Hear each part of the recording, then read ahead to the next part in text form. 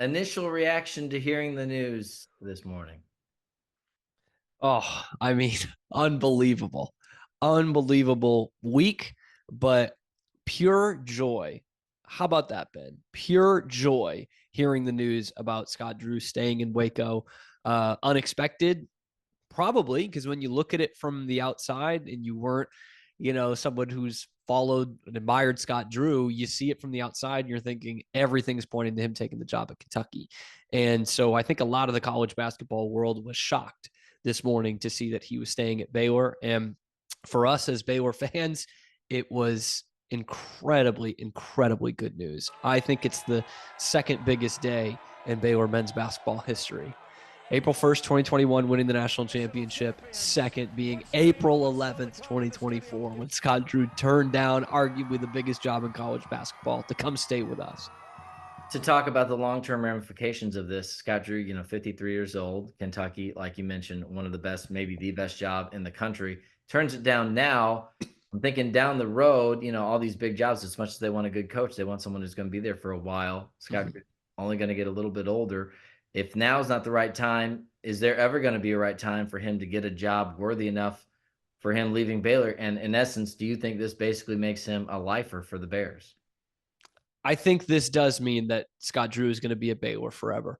I just can't see him taking another job. And we've heard him rumored for so many throughout the years, and there was always good reason for him to stay throughout all of those rumors. But Kentucky's a different animal. I mean, it really is. And if you're turning down Kentucky, you're not going anywhere else. And I can't see him getting fired here. It would take a pretty dramatic thing. I think the next team he'll be coaching will be 15, 20 years from now, coaching his grandson's church league basketball team. I think that's the next time you see Scott Drew on a sideline that he's not wearing a Baylor polo. And how much, you touched on it, how much do you think being at an institution of faith, a private Christian school, played a factor with his decision? Because, obviously he markets his program as a culture of joy, Jesus, others, yourself.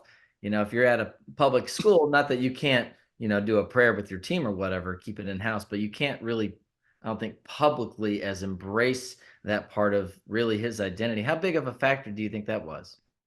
I think it definitely was a factor. I think it was kind of overblown a little bit from the Kentucky side of things. Like you kind of touched on it. I don't think if he goes to Kentucky and he has pregame prayers and brings the joy acronym with him, I don't think Kentucky fans are that upset about it. Like they're good God fearing people out there in Kentucky as well. But to your point, any state school is going to be way different than how he can coach and teach at Baylor. And it really is. I mean, it's something he preaches and lives through every single day. We hear it from him, his assistant coaches, from his players.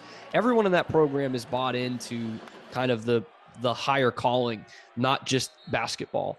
And at Baylor, he can not only be a legend here, but he has a school and administration that backs that up, that wants that every step of the way. Building champions for life and joy and all of that is something that Baylor is willing to back 100%. And if you're Scott Drew and you go somewhere else, that might not be the case, or maybe it wears thin over time, and you do start to feel some pushback on that. Baylor, you're never going to feel that pushback, and I really think the faith aspect is something that not only does Scott Drew put in his job all the time, but it is something that came to be a factor when making this decision.